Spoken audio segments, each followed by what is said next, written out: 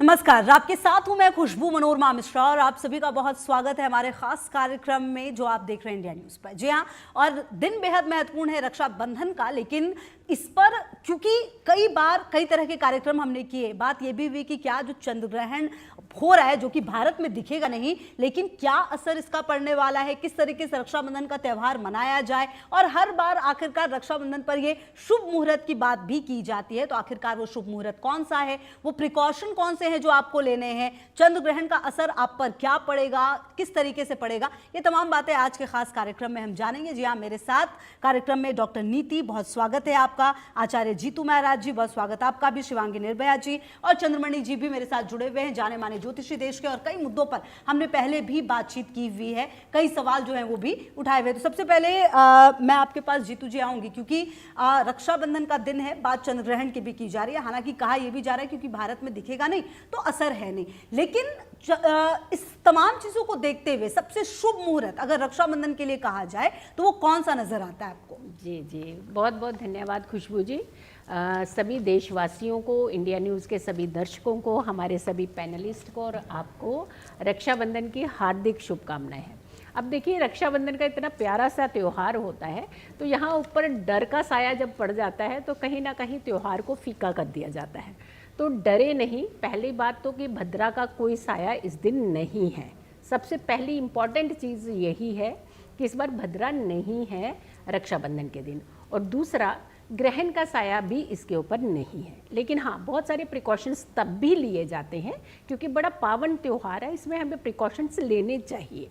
तीसरी बात आती है मुहूर्त की, क्योंकि कहते हैं कि कोई भी कार्य जब मुहूर्त में किया जाता है तो कई गुना ज़्यादा लाभ मिलता है। और वैसे भी ये एक ऐसा त्यौहार होता है, ये एक ऐसा पावन पर्व माना जाता है जो कि जब भाई बहन का बड़ा प्यार के मिलन का जो त्यौहार जिसे हम कहते हैं वो होता है।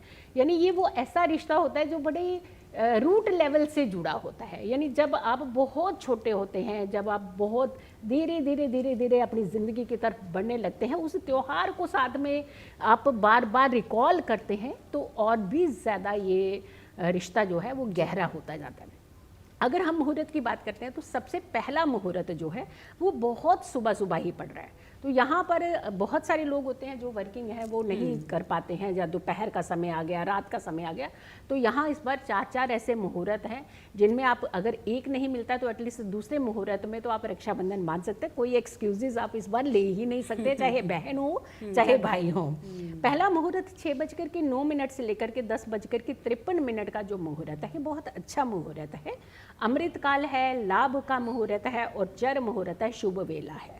दूसरा मुहूर्त अगर हम बात करते हैं 12:28 से लेकर के 1:15 के बीच का मुहूर्त है, और 12:28 में उस समय अभिजीत मुहूर्त चल रहा है। वैसे तो अभिजीत मुहूर्त जो है वो 12:03 से ही स्टार्ट हो जाएगा और 12:53 तक रहने वाला है, लेकिन राहु काल के कारण 12:28 से अभिजीत का जो मुहूर्त रहेगा वो ज़्यादा बेहतर रहेगा। तो आप उस समय अगर आप रक्षाबंधन जो है मनाते हैं, भाई की कलाई पर राखी बांधते हैं, तो बेहतर माना जाएगा। तीसरा मुहूर्त भी है, अब यहाँ भी एक्सक्यूजेज नहीं है। मान लो आपने सुबह नहीं कर पाए तो दोपहर का तो आपको करना ही पड़ेगा, दोपहर में नहीं कर पाए तो शाम को आपको रक्षाबंधन का जो ये धागा है अपनी भाई की कलाई पे बांधना ही है। शाम का मुहूर्त शाम को 5:12 से लेकर के 6:47 का जो ये मुहूर्त है, ये चर और शुभ वेला का मुहूर्त है। किसी कारण से सुबह दोपहर में आप वर्किंग हैं, ट्रैवल कर रहे हैं, नहीं कर पाए आप रक्षाबंधन, तो इस समय आप रक्षा सूत्र जो है वो बांध सकते हैं। एक और मुहूर्त है, चौथा मुहूर्त, क्योंकि बहुत सारे ऐसे परिवार होते हैं, क्योंकि बहनों ऐसी जो शादीशुदा होती हैं उनको पहले अपने घर गृहस्थी भी देखनी है, फिर उनको अपने भाई बहनों के पास भी जाना है, फिर उनको अपने परिवार से भी मिलना है, तो उनको क्या करना चाहिए। तो चौथा जो मुहूर्त है ये भी बहुत इंपॉर्टेंट मुहूर्त है। यहाँ कोई एक्सक्यूज अब चला ही नहीं, क्योंकि सुबह दोपहर शाम और अब रात में पहुँच गए हो, तो यानी पूरे दिन आप रक्षाबंधन का त्योहार त्यौहार मना सकते हैं एक्सेप्ट राहु काल। चौथा मुहूर्त रात की 9:31 से लेकर के रात की 11 बजे तक का मुहूर्त है। अब एक्सक्यूजेस कहाँ गए? तो अब तो आपको बहुत अच्छे से अपने रक्षाबंधन का त्यौहार मनाना है बिना किसी डर और बिना किसी वहम के। ठीक है। अच्छा, देखिए बात मुहूर्त की हमने की डॉक्टर नीति, क्योंकि बात ये कही जा रही है कि चंद्र ग्रहण है। हालांकि दुनिया के कई इलाकों में ये दिखेगा और पूर्ण चंद्र ग्रहण भी दिखेगा, लेकिन भारत की अगर बात की जाए तो यह भारत में कहा जा रहा है कि ये ना दिखेगा और ना सूतक का भी कोई यहाँ पर शायद प्रभाव नहीं है। लेकिन क्योंकि बात रक्षाबंधन की भी है, बात चंद्र ग्रहण की भी है, प्रिकॉशन क्या है जो इस रक्षाबंधन के दौरान जो लोग हैं उनको लेना चाहिए? हाँ जी बिल्कुल। यद्यपि आपने बता ही दिया कि चंद्र ग्रहण भारत में दृश्यमान नहीं है, इसलिए उसका प्रभाव भी भारत में नहीं लगेगा, सूतक भी नहीं लगेगा और उसका नेगेटिव प्रभाव रक्षाबंधन पे भी नहीं पड़ेगा। लेकिन ग्रहण को समझने की आवश्यकता है।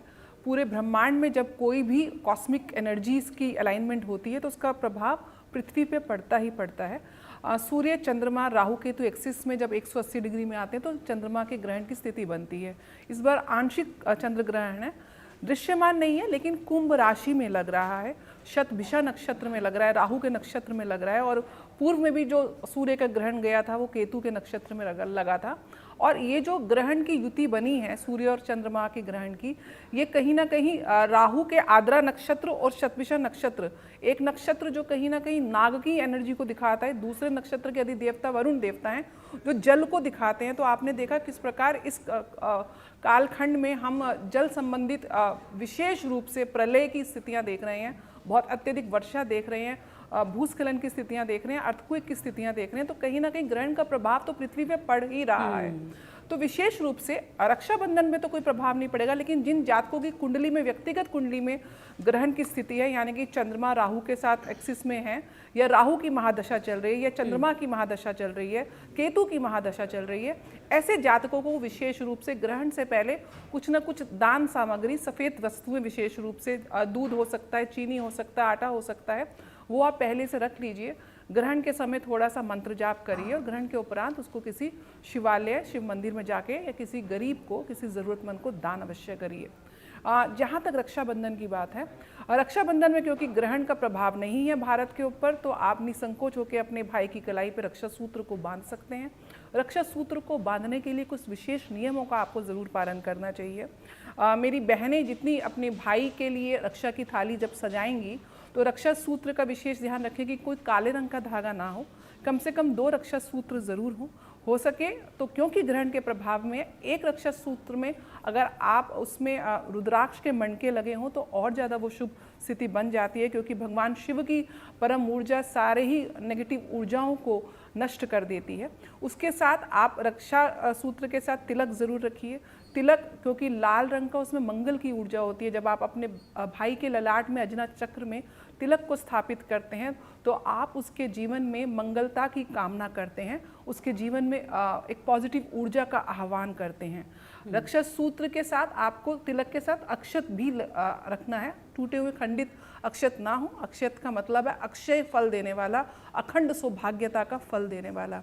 दीपक ज़रूर जलाएं। घी का दीपक कहीं ना कहीं अग्नि का कारक है। आपके भाई के जीवन में जो भी अंधकार है उसमें एक प्रकाश की लो उस अग्नि के माध्यम से जलती रहे, तो एक प्रकार से सूर्य का भी ज्योति का कारक है। तो जीवन भर आपके भाई की जीवन में एक ज्योति का जो लय है वो कभी बुझे ना, तो अग्नि भी आप स्थापित ज़रूर करिए पूजा के समय। कलाई में जब आप रक्षा सूत्र बांधते हैं तो ये बहुत सोचने वाली बात है कि हम कलाई में ही क्यों रक्षा सूत्र बांधते हैं। उसका सबसे बड़ा कारण ये है कि आपकी कलाई में जो नब्ज होती है, जो डॉक्टर्स अगर आप जाएंगे तो यहाँ से प्राणवायु ऊर्जा का जो स्तंभन है वो आपकी कलाई में विराजमान है, कहीं ना कहीं वहाँ से वो स्तंभित आप उसकी ऊर्जा को महसूस कर सकते हैं। तो एक प्रकार से आपकी प्राणवायु ऊर्जा को रक्षा करने हेतु ये रक्षा सूत्र एक बहन अपने भाई की कलाई में बांधती है। यद्यपि आप देखें पुराने ज़माने में राजा लोग भी, उनकी पत्नियां भी उनकी कलाई में रक्षा सूत्र बांधती थी युद्ध में जाने से पहले। जीवन में अनेक युद्धजनक स्थितियां हमारे जीवन में आती हैं, उस हर विकट स्थितियों से एक रक्षा का वो बंधन है वो आप यहाँ पे बांधिए। 3 गांठ अवश्य लगाएं जब आप रक्षा सूत्र बांधें। एक गांठ भगवान विष्णु के नाम की, दूसरी गांठ भगवान ब्रह्मा के नाम की और भगवान शिव के नाम की। ब्रह्मा जिन्होंने सृजन किया इस जीवन का, सृष्टि का, विष्णु जो इस पूरी सृष्टि के पालनहार हैं और देवों के देव महादेव महाकाल जो आपको किसी भी काल या विपरीत परिस्थितियों से आपकी रक्षा करते हैं। रजत सतस तमस इन तीनों गुणों को भी ये 3 गांठें कहीं ना कहीं दर्शाती हैं। भाई को जब आप तिलक करें तो ये आप सुनिश्चित करें कि आपका और भाई का जो फेसिंग डायरेक्शन है वो उत्तर या पूर्व दिशा हो, दक्षिण दिशा बिल्कुल भी ना हो, वो यम की दिशा है। तो ये छोटी छोटी बातें, आप मिठाई ज़रूर रखें क्योंकि आपके जीवन में जो स्नेह और जो प्रेम आप भाई के साथ मिठास आपको उसको रखना है तो उसको ज़रूर रखें। विशेष तौर पे काले रंग के कपड़े बहुत लोगों का एक बहुत फेवरेट कलर है, बट आज के दिन अनुरोध है भाइयों से भी बहनों से भी ना डार्क ब्लैक कलर्स को पहने ना प्योर वाइट को पहने, आप कलरफुल कपड़े पहने क्योंकि रंगों के साथ कहीं ना कहीं आपके जीवन में भी ये रंग भरता है। तो ये छोटी छोटी चीज़ों का ध्यान रखें। जैसे जीतू जी ने बताया, विशेष मुहूर्त पे अगर आप राखी को रक्षाबंधन को सेलिब्रेट करते हैं तो उसका और विशेष प्रभाव मिलता है। उदयकालीन जो 28 तारीख जो तिथि है, उदयकालीन तिथि से लेके आप 9:48 तक का समय अत्यंत शुभ है। आप अगर इस घड़ी में रक्षा सूत्र बांधते हैं तो आपके लिए और ज़्यादा लाभकारी होगा। जी ठीक है, मैं आती हूँ आपके पास भी। अच्छा चंद्रमणि जी, देखिए एक सवाल मेरे मन में ये भी आ रहा था कि कई ऐसे लोग होंगे जिनका ना कोई भाई है ना कोई बहन है, ऐसे लोग रक्षाबंधन के दिन किस तरीके से रक्षाबंधन का त्यौहार मना सकते हैं? और जो प्रिकॉशन तमाम बातें कही जा रही है, जो मुहूर्त तमाम बातें कही जा रही है, लेकिन रक्षाबंधन का पर्व जिस सिंबल के साथ जो कहते हैं ना भाई बहन का प्यार जो है वो बढ़ाने के लिए, जो एक सम्मान की भावना है वो बढ़ाने के लिए की जाती है, तो वो लोग जिनके भाई बहन नहीं हैं वो क्या करें इस दिन में? देखिए, सबसे पहले तो ये समझिए कि रक्षाबंधन है क्या। रक्षाबंधन का त्यौहार केवल भाई बहन का प्यार नहीं है। रक्षाबंधन का तात्पर्य क्या है, यहाँ भविष्य पुराण के अंतर्गत इंद्राणी ने जब सबसे पहले कहा गया है कि कहाँ से चालू हुआ, इंद्राणी ने इंद्र को देवासुर संग्राम में सर्वप्रथम जो है देवगुरु बृहस्पति के कहने पर रक्षा सूत्र बांधा था। रक्षा सूत्र का तात्पर्य है कि हम जो है विशेष रूप से इस मुहूर्त में आपको रक्षा सूत्र बांध रहे हैं जिससे आपकी रक्षा हो। जैसे उस रक्षा सूत्र को बांधते समय एक श्लोक बोला जाता है, ये न बद्धो बलि राजा दानवेंद्रो महाबला तेन त्वामि प्रतिबध्नामि रक्षे माचल माचलः। अर्थात भगवान नारायण ने जिस प्रकार, आप देखिए यहाँ पे इस श्लोक के माध्यम से और एक बात बताता हूँ कि जरूरी नहीं है कि कोई स्त्री ही बांधे, एक पुरुष भी दूसरे पुरुष को भी रक्षा सूत्र बांध सकता है, एक पत्नी भी पति को रक्षा सूत्र बांध सकती है। कोई भी रक्षा सूत्र के नाम से रक्षा के लिए, मैं आपकी रक्षा हो, आप कहीं निकल रहे हैं तो तब भी हमारे यहाँ पहले संस्कृति थी कि घर से बाहर कोई निकलता था तो उसको भी रक्षा सूत्र बांधा जाता था, दही चावल का टीका लगाया जाता था, दही अक्षत का। तो तात्पर्य है कि रक्षाबंधन केवल भाई बहन तक सीमित ये हो गया हमारे यहाँ, केवल ये थोड़ा सा।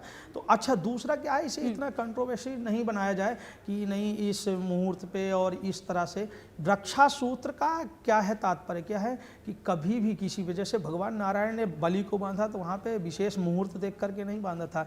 लक्ष्मी जी ने बलि से जाकर के भगवान नारायण को मांगा। लक्ष्मी, जब भगवान नारायण द्वारपाल बन करके चले गए तो लक्ष्मी जी भगवान नारायण को वापस लाने के लिए बलि को अपना भाई बना करके वहाँ पे भी रक्षा सूत्र बांधा और बलि ने फिर वापस भगवान नारायण को दिया। और बलि ने ये बात कही, तभी से बलिदान भी प्रारंभ हुआ। बलिदान का तात्पर्य क्या होता है, बलि जैसा दान करने वाला। भगवान नारायण को उसने सब कुछ दान कर दिया, भगवान नारायण उसके यहाँ चले गए द्वारपाल बन के और लक्ष्मी जी बहन बन करके पहुँची और लक्ष्मी को से रक्षा सूत्र बंधवा करके फिर लक्ष्मी जी को नारायण का दान कर दिया। तो बलि ने कहा कि महाराज, मैं इस संसार का सबसे बड़ा सुखी आदमी हूँ जिसने लक्ष्मी को स्वयं नारायण का दान किया है। तो तभी से भगवान दोनों लक्ष्मी नारायण ने आशीर्वाद दिया कि बलिदान, अर्थात तुम्हारा नाम हमेशा अमर रहेगा। तो बलिदान, आज लोग कहते हैं ना बलिदान हो गए, कोई देश के लिए बलिदान, कोई किसी के लिए बलिदान, तो बलि जैसा दान करने वाला। तो तात्पर्य है कि रक्षा सूत्र का तात्पर्य नहीं कि केवल बहन भाई तक ही सीमित है। ये न बद्धो बलि राजा दानवेंद्रो महाबला, अर्थात जिस प्रकार भगवान नारायण ने बलि को बांधा उस प्रकार मैं आपको बांध रहा हूँ। अब उसमें कोई भी बांध सकता है, भाई बहन को भी बांध सकता है, बहन भाई को भी बांध सकती है, पत्नी पति को भी बांध सकते हैं, पुरुष पुरुष को भी बांध सकता है। तो तात्पर्य यह है कि यहाँ पे इतना विशेष कंट्रोवर्सी नहीं करनी चाहिए। हाँ, ये है कि देखिए, विशेष भद्रा काल लिया जाता है कि भद्रा काल ना हो। भद्रा काल क्यों नहीं लिया जाता है? भद्रा जो है हमारे शास्त्रों के अंतर्गत बताया गया, भद्रा कौन है? सूर्य की पुत्री और शनि की बहन है। तो भद्रा काल जो होता है, थोड़ा भद्रा का जो स्वभाव ये शास्त्रों बताया गया है, उग्र स्वभाव बताया गया है। तो जब भद्रा काल होता है तो उस समय शुभ कार्य जो है नहीं किए जाते हैं। अच्छा, ये क्या है, भद्रा काल तो 27 को शाम को ही समाप्त हो जाएगा, इसलिए जो है भद्रा काल का कोई वो मान्य नहीं है। दूसरा ग्रहण का, अब आ जाए ग्रहण पे। ग्रहण काल में, ग्रहण काल में क्या है, हमारे यहाँ ग्रहण काल में पूजा पाठ के लिए और बताया गया है कि आप ग्रहण काल में बैठ कर के पूजा पाठ कर सकते हैं, भगवान का स्मरण कर सकते हैं, मंत्र जाप कर सकते हैं। तो ग्रहण काल भी हो तब भी हमारा शास्त्र कहता है, ज्योतिष शास्त्र के अनुसार भी कहा गया है कि ग्रहण काल में भी जो यदि जो है कोई रक्षा सूत्र मंत्र बोल करके बांधता है तब भी कोई दिक्कत नहीं है। हाँ, भद्रा काल का जो है वो स्थिति ली जाती है। तो रक्षाबंधन क्या है? रक्षाबंधन का तात्पर्य केवल बहन भाई से नहीं है। रक्षाबंधन का मतलब है रक्षा सूत्र। रक्षा माने आपकी रक्षे माचल मैं ये रक्षा सूत्र आपको बांध रहा हूँ जो आपकी माचल हर पग पग में आपकी रक्षा करे। तो जो रक्षा हमारी रक्षा करने के लिए ही बांधा जा रहा है, तो वो जो है किसी ग्रहण काल में और किसी काल में अशुद्ध अपवित्र नहीं हो सकता है। इसलिए प्रेम पूर्वक कोई दिक्कत नहीं है इसमें।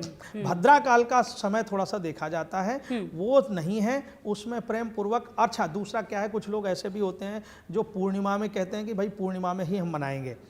इस दिन ये जो श्रावण की पूर्णिमा मानी गई है, ये बहुत ही पवित्र मानी गई है। कारण क्या है, हम लोग जो पूजा पाठ करने वाले हैं, विशेष करके ये लोग ही आज मान रहे हैं इस चीज़ को, श्रावणी कर्म मनाते हैं। श्रावणी कर्म क्या होता है?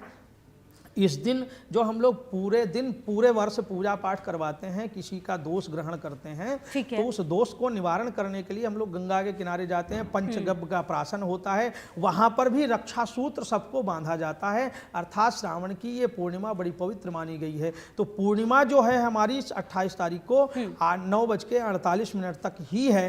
तो अगर इस बीच में अगर आप बांधते हैं तो ठीक है, पूर्णिमा को लेकर के बांध रहे हैं। यद्यपि उदयाकालीन तिथि है, वो पूरे दिन मान्य है, तो आप पूरे दिन राहु काल को छोड़ करके आप बांध सकते हैं। ठीक है, बेहद महत्वपूर्ण बात आपने कही। और सबसे अच्छी बात तो ये कही है कि ज़रूरी नहीं है कि भाई और बहन के बीच में ही, बल्कि और मैंने तो कई लोगों को ये भी देखा है कि वो भगवान गणेश को भी कई लोग बांधते हुए नजर आते हैं। बिल्कुल जो बात आपने भी बताई और कई बार मैंने ये देखा भी है। अच्छा शिवांगी जी, देखिए बात चंद्रग्रहण की भी हो रही है, हालांकि भारत में नहीं दिख रहा है, लेकिन हाँ, जैसा कि डॉक्टर नीति ने, जीतू जी ने भी और चंद्रमणि जी ने भी कहा कि भले ही ग्रहण यहाँ पर नहीं है, लेकिन अगर ग्रहण एक घटना हो रही है तो उसका पॉजिटिव या नेगेटिव असर तो पड़ना तय है। भारत में ग्रहण नहीं है, सूतक काल भी नहीं, लेकिन इसके बावजूद भी इस चंद्र ग्रहण को कैसे देखा जाना चाहिए, इसका किस तरीके से जो प्रकोप है वो रहने वाला है यहाँ पर? बिल्कुल, चंद्र ग्रहण का प्रकोप तो देखिए रहेगा। भारत में सूतक काल माने नहीं है, लेकिन चंद्र ग्रहण का असर तो आएगा ही आएगा। लेकिन राखी नहीं मनाई जाएगी या भद्रा नहीं है, ये सारी चीज़ें मेरे पैनलिस्ट बता ही चुके हैं। तो यहाँ पर ये है कि उस ग्रहण काल में आप, जैसा कि मेरे पैनलिस्ट चंद्रमणि जी ने कहा, बिल्कुल इंद्राणी जी ने इंद्रदेव को बांधी थी उनकी रक्षा के लिए, गुरु भी शिष्य को बांधता है। और श्रावणी उपाकर्म होता है। श्रावणी उपाकर्म जो होता है, तो श्रावणी उपाकर्म में जो हमारे यज्ञोपवीत होते हैं वो किए जाते हैं। तो उन यज्ञोपवीत को धारण करके एक ब्राह्मण मंत्र जाप कर सकता है। तो मैं यहाँ कहूँगी कि जो भी यज्ञोपवीत धारण पुरुष हैं उनसे आप अपने राहु केतु के उपचार कराइएगा, या स्वयं भी आप कर सकते हैं। चंद्र जनित परेशानी है, चंद्रमा की महादशा है, चंद्रमा में अंतरदशा राहु की चल रही है, या केतु की अंतरदशा चल रही है, या केतु की महादशा का भी महत्व है आज के दिन। जी बिल्कुल, यज्ञोपवीत धारण करना चाहिए। और यहाँ कहूँगी कि वो मंत्र जाप आपको बैठ के करना चाहिए, या आपके कोई इष्ट देव हैं, जो आपके इष्ट देव हैं, बाबा हो गए, अम्बा हो गई, जो भी हैं, उनके आप मंत्र जाप भी कर सकते हैं, जिसको आम जनमानस सिद्ध करना कहते हैं, मैं कृपा करना कहती हूँ। तो आप अपने इष्ट की कृपा भी प्राप्त कर सकते हैं। राहु केतु के इसी समय आप जाप कीजिएगा बैठ के, या जैसा मैंने कहा यज्ञोपवीत धारण ब्राह्मण से कराइएगा, तो वो जाप करिएगा। जिससे क्या होगा, यहाँ पर हाँ एक चीज़ कहूँगी, विश्व शांति के लिए कोई नहीं करता है, स्वयं के लिए सब करते हैं। मैं यहाँ अपील करना चाहूँगी कि उस ग्रहण काल में जो अभी हमारे पूरे विश्व में आपदाएँ आ रही हैं, विश्व में अशांति फैली हुई है, उस विश्व शांति के लिए भी आप बैठकर मंत्र जाप कीजिएगा। और उनका प्रभाव बहुत ज़्यादा कहते हैं ना चौगुना प्रभाव हो रहा है, क्योंकि इस समय पर बैठकर की गई कोई भी साधना बहुत महत्वपूर्ण होती है। तो यहाँ पर गुरु भी शिष्य को राखी जो रक्षा सूत्र है वो बांधता है। तो कोशिश कीजिएगा आपके जो भी गुरु हैं उनसे रक्षा सूत्र बनवाएं। पत्नी अपने पति को बांधे, क्योंकि तिलक करके जब सम्राटा को भेजते थे ना महारानियाँ, तो तभी वो सुरक्षित भी रहते थे। हमारे पति भी जब घर से बाहर जा रहे हैं, या पत्नियां भी आजकल वर्किंग हैं, घर से बाहर जा रही हैं, इतना विपरीत समय चल रहा है, नहीं पता क्या है, तो रक्षा सूत्र के नाम पे आप राखी ना लाएं तो सिर्फ मौली को, कलावे को ही बांध सकती हैं।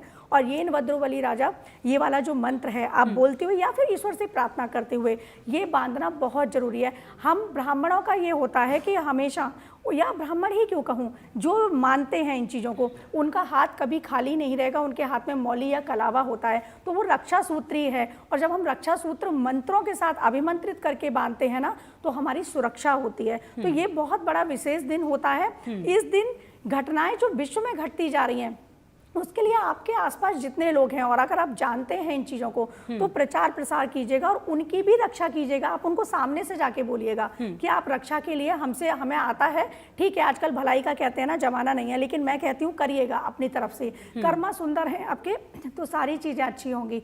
आप उनको रक्षा सूत्र बांधिएगा। पत्नी अवश्य बांधे पति को, और पति भी कहूँगी, क्योंकि यहाँ बहुत सारे लोग इसी को मानते हैं, भाई बहन का त्यौहार है। और सबसे बड़ी अपील आपके चैनल के माध्यम से करना चाहती हूँ, आजकल प्रेम नहीं रहा है, भाई बहन में भी प्रेम नहीं है। ये फेस्टिवल एक कहते हैं ना उत्सव जो है, उत्सव को अलग ही तरीके से प्रस्तुत किया जा रहा है। तो यहाँ प्रेम होना बहुत जरूरी है। ये प्रेम का धागा है, प्रेम का सूत्र है, रक्षा सूत्र है। प्रेम के साथ, क्योंकि जैसी आपकी ऊर्जा होगी वैसे ही सामने वाले को आप ऊर्जा दे पाओगे। ये ब्रह्मांड पूरा ऊर्जा पर ही है। तो अपनी ऊर्जा को, अपनी एनर्जी को पॉजिटिव रखिएगा। उसी पॉजिटिव एनर्जी के साथ सामने वाले को भी रक्षा सूत्र, आपके भाई हो, आपके पति हो, आपकी पत्नी हो, आपके शिष्य हो या आपके गुरु हो, उनको रक्षा सूत्र बांधिएगा। ये त्योहार बहुत महत्वपूर्ण त्योहार है। और इसी में मैं कहूँगी, ग्रहण काल के लिए वापस से कहूँगी, विश्व में बहुत अशांति है, और ये ग्रहण जो 15 दिन के अंतराल पर आए हैं, इनका प्रभाव बहुत पड़ने वाला है। क्योंकि शतविषा नक्षत्र जो होता है ना, जल का है, तो जल प्रलय आ ही रही है, लेकिन हीलर भी है ये नक्षत्र। तो यहाँ पर मैं कहूँगी आप हीलर के रूप में अपने पति को, अपनी पत्नी को, अपने भाई को, अपनी बहन को प्रोटेक्ट कीजिएगा रक्षा सूत्र बांध के। क्योंकि अगर आप हीलर बन के उनको प्रोटेक्ट करेंगे ना, तो ये उनका समय अच्छा निकलेगा, जो विपरीत समय है। भाई, हमारे फौजी भाइयों के लिए भी कहना चाहती हूँ कि आप देश की सीमाओं पर खड़े तैनात होकर देश की सुरक्षा के लिए कार्य कर रहे हैं। वहाँ आपकी बहनें तो नहीं, लेकिन आपस में आप लोग एक दूसरे को रक्षा सूत्र जरूर बांधिएगा। और इस बहन का आपके लिए अभिनंदन है, और इस बहन का आपके लिए एक कहते हैं ना कि मैं बैठकर आप सभी देशवासियों के लिए और जो हमारे सैनिक हैं उनके लिए प्रार्थना करूंगी कि आप ऐसे ही देश की सुरक्षा करें। और ये बहन और मेरी जैसी और बहन आपकी स्वस्थ मंगल कामना करेंगे। जी बिल्कुल। और देखिए, रक्षाबंधन का दिन है और बेहद ख़ास ये मौका है, चंद्र ग्रहण भी है, लेकिन कुछ भी डरने की बात नहीं है। आप अगर प्रिकॉशन लेते हुए, तमाम चीज़ों को ध्यान में रखते हुए ये पर्व मनाएंगे तो निश्चित तौर पर जो फल है वो शुभ ही होगा। बहुत शुक्रिया आप सभी का मेरे साथ आने के लिए और इस खास कार्यक्रम में जुड़ने के लिए। तो मेरे साथ इस खास बुलेटिन में इतना ही। खबरों के लिए आप रहिए हमारे साथ, देखते रहिए इंडिया न्यूज़।